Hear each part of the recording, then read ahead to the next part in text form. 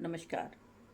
अगर जीवन में बहुत उथल-पुथल है, आसपास में बहुत नेगेटिव एनर्जी है, बहुत इरिटेशन महसूस कर रहे हैं आप, परिवार में बहुत कलह है, किसी भी तरीके का, कार्यों में बाधाएँ आ रही हैं, कभी सोचा है ऐसा क्यों हो रहा है?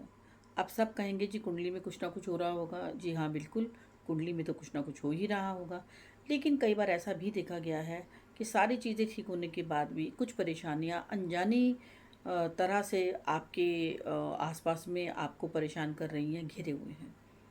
मैंने ऐसा पाया है अपने जीवन में, जब लोग मेरे पास में आते हैं अपनी समस्या को लेकर के, तो मुझे पता चलता है कि बहुत सालों से, बहुत समय से, क्योंकि उनके पास में काम इतना है, टाइम नहीं है, कोई हवन पूजन अपने घर में नहीं कराया है।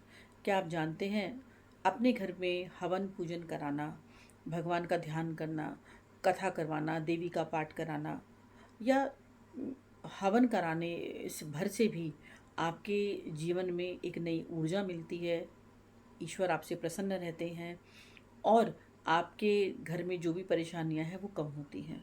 वैसे भी साइंटिफिकली भी हवन को बहुत उत्तम और अच्छा माना गया है।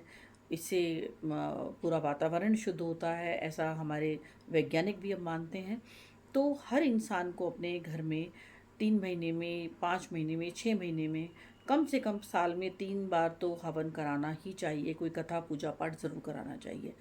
अब इसके लिए ये ज़रूरी नहीं है कि आप बहुत सारे लोगों को इकट्ठा करें, बहुत सारे बड़े लंबे चौड़े प्रोग्राम इस पर करें, ऐसा कोई ज़रूरी नहीं है। आप पंडित जी को बुला करके गायत्री हवन भी करा सकते हैं।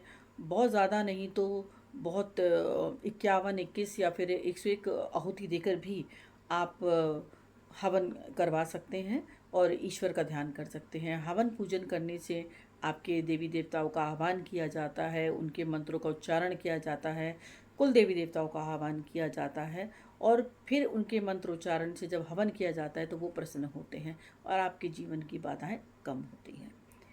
तो ऐसा भी करके देखिए, यकीन मानिए आपके घर का वातावरण और आपके जीवन के अंदर जो भी परेशानी है उनमें भी कमी आएगी।